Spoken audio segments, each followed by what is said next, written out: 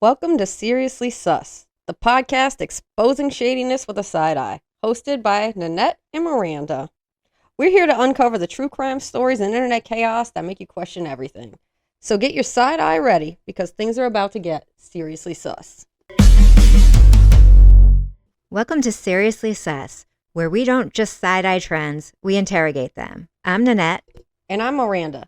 Today we're asking the question that's haunted criminologists, psychologists, and legal scholars for decades. When infidelity shatters marriage, why do some people choose murder over divorce? What drives the leap from betrayal to brutality? And what does it say about our society, our laws, and the human mind? We're not just talking about the headlines. We're talking about the hidden pressures, cultural scripts, and legal loopholes that make these cases possible. It's about people who decide murder is easier than divorce. Instead of signing papers, they sign death warrants. Case studies, the stories behind the headlines. Let's start with the real stories. These cases aren't just tabloid fodder. They're windows into the darkest corners of human behavior. First up, Chris Watts, Colorado, 2018. On the surface, Watts was the all-American dad, smiling in family photos, nice house, growing family. But beneath that image, he was having an affair. Of course he was. Instead of seeking a divorce, Watts murdered his pregnant wife, Shanann, and their 2 daughters. His confession revealed a man terrified of losing everything: custody, finances, his reputation. Now he's serving life without parole, and his case still haunts the true crime world. So much for your reputation, Broseph. Right. Then there's Melanie McGuire, otherwise known as the Suitcase Killer. In New Jersey, 2004. She was a nurse, a mother, and secretly having an affair. When she decided her marriage was over, she didn't file for divorce. She murdered her husband, dismembered his body, and stuffed his remains into suitcases. Her lover testified against her. Divorce was too messy. Murder, in her mind, was a shortcut. She's serving life in prison, and her case is still dissected by legal analysts and psychologists alike. Then there's Clara Harris, Texas, 2002. When Clara discovered her husband's infidelity, she didn't call a lawyer. She ran him over with her Mercedes in a hotel parking lot. She claimed it was a crime of passion triggered by humiliation and rage, but Harris was sentenced to 20 years in prison all the same and was paroled in 2018. Her case is a classic example of how emotional pain can override logic and how the law responds to that pain. And finally, there's Manling Singh Williams in California, 2006. Feeling trapped in her marriage and longing for a new relationship, Williams stabbed her husband 90 times with a samurai sword and suffocated her 2 sons. Yeah, somebody has some issues. She described a sense of liberation after the crime, posting about feeling free on MySpace. Divorce felt impossible. Murder, final. She is serving life without parole. Her story forces us to confront the darkest possibilities of desperation and hopelessness. Each of these cases is unique, but they all raise the same question. Why didn't they just get a divorce? What made murder seem like a better option? Let's dig into the psychology, the culture, and the law.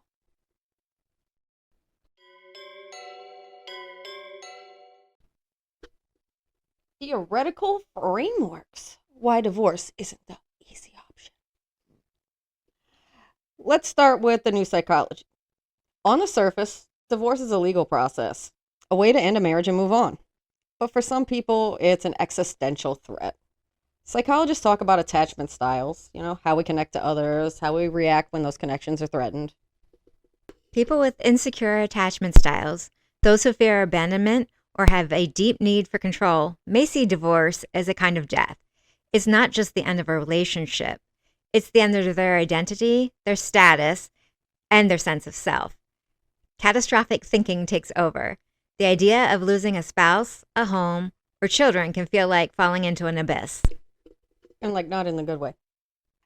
Oh, and then there's narcissism. For some, divorce isn't just painful, it's humiliating. Narcissistic personalities see themselves as the center of the world, Losing a spouse, especially to infidelity, is an intolerable blow to their ego. Murder, in their twisted logic, is a way to reclaim control and erase the humiliation. Rewrite the story. But it's not just about personality. There's also cognitive dissonance, the mental gymnastics people use to justify the unjustifiable. When someone's actions don't match their values, they either change their behavior or their beliefs. In some cases, some people convince themselves that murder is the only way out. They minimize the consequences, rationalize the violence, and disengage from their own morality.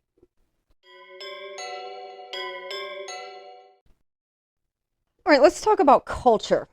In some communities, divorce is more than a personal failure. It's a public scandal. The stigma can be overwhelming. There's religious condemnation, family shame, loss of social standing. All these pressures can make divorce feel impossible. In extreme cases, murder is seen as a way to avoid disgrace, keep up appearances or solve a problem that can't be faced openly. Gender roles play a huge part, too. Historically, men have been taught to see their wives as extensions of themselves, property, not partners. When that property is taken by somebody else, the urge to punish is amplified by cultural script and honor and possession. Women, on the other hand, may feel trapped by the expectations of loyalty and sacrifice with no safe way out. And let's not forget money. Divorce can be a financial catastrophe. Splitting assets, paying alimony, losing a home, fighting for custody. For some, the prospect of starting over is just so terrifying they'll do anything to avoid it. And in the cases we're discussing, financial fear is a reoccurring theme. Murder, as irrational as it is, became a way to solve a problem once and for all. Custody battles are another trigger. The fear of losing children can push people to the brink. In some minds, it's better to destroy the family than to lose it to someone else. It's tragic, twisted logic. But it's real, and it's present in many of these cases.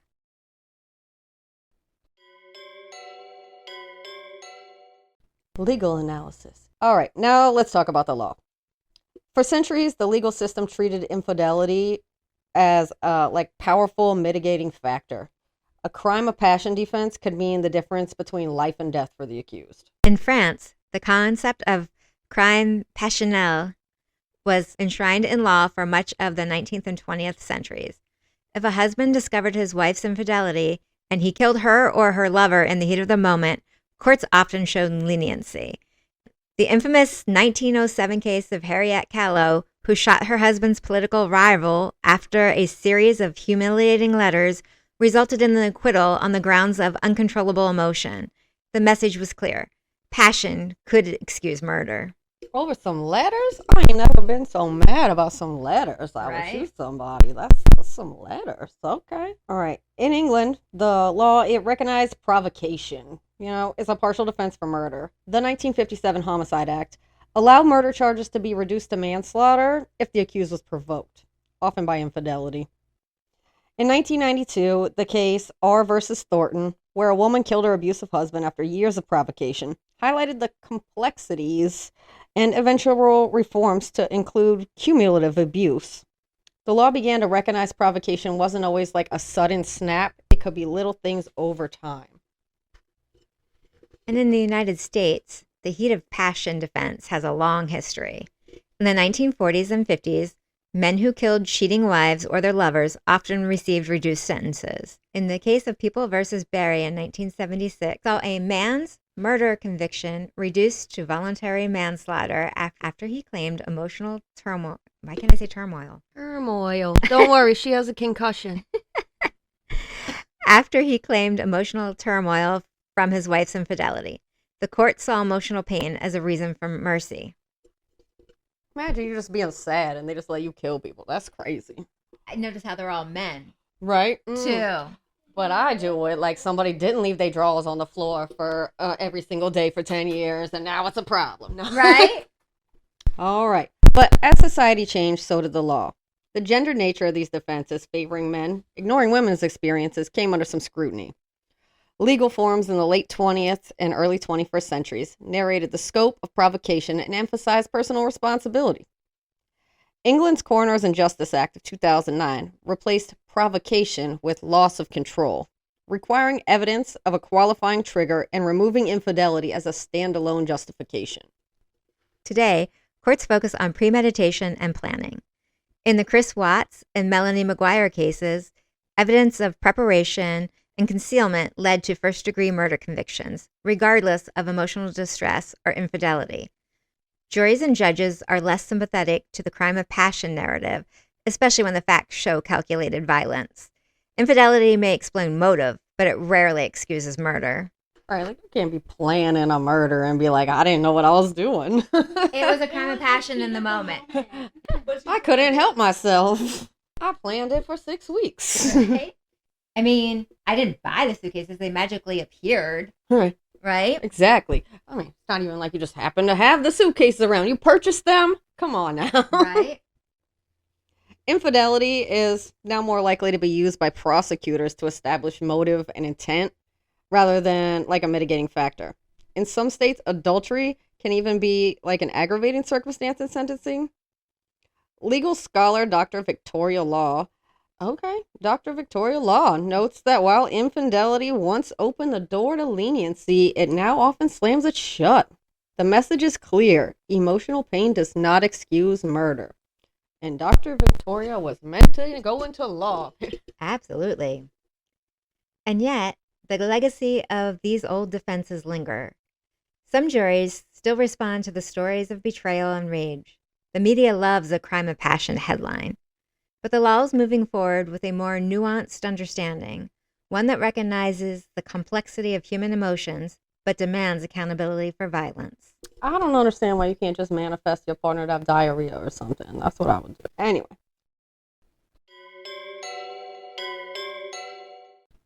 So why not just get a divorce? Let's pull together everything we've discussed, the psychology, culture, economics, the law, and let's see what pattern emerge. First, there's the overwhelming power of fear.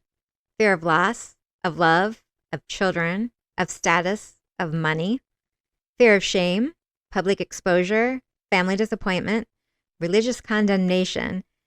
For some, these fears are so intense that they override every rational alternative. Divorce isn't just a legal process. It's a personal apocalypse. Second, there's the need for control. In every case we've discussed, the perpetrator faced a situation they couldn't control. An unfaithful spouse, a failing marriage, a future they didn't choose. Murder, in their minds, was a way to take back power or impose order on chaos. In a desperate, destructive act, but, it's rooted in the human need to feel in control. Third, there's the influence of culture and community. In some places, divorce is still taboo. The pressure to maintain appearances, to protect family honor, and to avoid scandal can be overwhelming. When the stakes are high, some people see murder as the only way out. It's not logical, but it is real. Fourth, there's a legacy of the law. For generations, the legal system sent mixed messages about infidelity and violence. Sometimes it excused murder as a crime of passion, and sometimes it punished it harshly. Today, the laws are clearer, but the old narrative still persists. People still believe on some level that betrayal justifies these extreme responses. And finally, there's the failure of imagination. In a moment of crisis, people can't always see a way out. They're trapped by their own fears, their own stories, their own pain. Divorce feels impossible. Murder feels final. But in reality, there are always alternatives. Therapy, support, legal help, even just walking away. The tragedy is these options are invisible to people in crisis. You ever just heard of buying a boat? I feel like that fixes a lot of stuff. I don't know. All right, let's revisit our cases with all this in mind. Chris Watts, he was overwhelmed by fear of exposure, of loss, of starting over. Probably didn't have a boat. Melanie McGuire was driven by a need for control and a desire to avoid the messiness of divorce. Clara Harris was undone by humiliation and rage, fueled by cultural expectations and her personal pain. Man Ling Sang Williams was trapped by hopelessness, unable to imagine a future beyond it. In each case, the decision to kill was sharpened by a unique mix of psychology, culture, economic, and legal factors, but the outcome always remains the same: devastation, loss, and a legacy of pain. The law can punish, but it can't undo the harm. Society can judge, but it can't heal the wounds. So what's our thoughts on this? I mean, I think I made mine pretty clear. You should just buy a boat. You'll be much happier. Move to the beach. I don't know. I understand because sometimes we all like have emotions that are hard to control when you're really angry or betrayed. But murder? Mm-mm. There's no excuse for it. I just can't buy it. Not in a divorce situation. And as someone who's been through divorce, I'm not going to say the death of my ex hasn't crossed my mind, but never crossed my mind at my hand. Right, like I'm not going to cause it. Right. But in the end, I walked away. It was just easier for me mentally because I didn't want to deal with the divorce, and divorces are messy and there's a lot involved. So I just walked away and started a new life. I never once thought of killing him because you know what? I don't like, how is going to jail better than getting a divorce? How is losing your freedom better than just getting a divorce? Right, I'm going to spend the rest of my life in jail because you wanted to act up? No. And I don't know how much I buy this whole fear stuff because, especially with Man Ling, when they were like a fear of not having a future. She was having an affair. Right, she's the one who was doing the thing. She was the one. She clearly had a future. She just didn't want it with the husband she had. She wanted it with her lover. And she didn't want to deal with all the divorce and the paperwork and the shame and, you know. Mm-hmm. I'm sorry, 90 stabs with a, what was it? A samurai sword is a little excessive. And then to kill your own. Yeah, just a little excessive. And then to kill your own children, too. So you weren't scared of anything. You were a selfish little. Oh wait, we could say twat on a pod, on a podcast. A selfish little twat who just wanted to start a new life and didn't want any of her old responsibilities. And the same with Chris Watts. Like, oh my gosh, he just annoys me to no end because what a baby! Like, you're having an affair, so you kill your pregnant wife and your two babies. Like, and then try to say she did it. Or right? She was going to do it. That she killed the babies and then you killed her. I just, what kind of person, like, and then what's with the lovers and all of these stories? And do we believe the girlfriend didn't know anything about it? Because I don't think I believe that. Exactly. I wonder how many of these lovers hint at or plant the seed of how things would be better if the other spouses were dead. Right. I agree. I think it's a little sus. You can't say you didn't know anything. I mean, maybe sometimes, but usually, come on, there had to be a... Right. And if you're talking about people willing to have relationships with married people, they're already sus to start with. Super sus. We're giving the side eye. You can't see it right now, but we are. So, what's the takeaway? If you're facing betrayal, heartbreak, or the end of a relationship, remember, murder is never the answer. There's always alternatives, even if they're hard to see. Seek help, reach out, choose a path that leads to healing, not destruction. We have resources in our show notes. The law, psychology, and society all agree. Violence is never justified. Buy a boat and invite me on. And for the rest of us, these cases are a reminder to look deeper, to question the stories we tell about love, loss, and justice, to support those in crisis, and to keep our side eyes sharp, because sometimes the most shocking crimes are the ones that could have been prevented. Or involve samurai swords.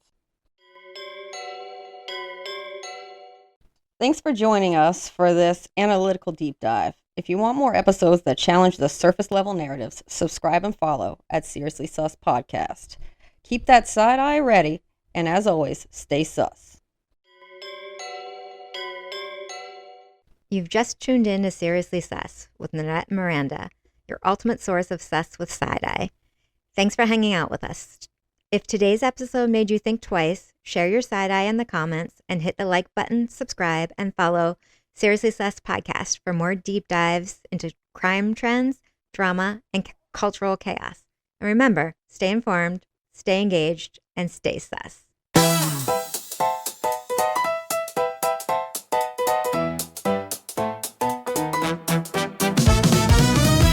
Outro music. Outro music.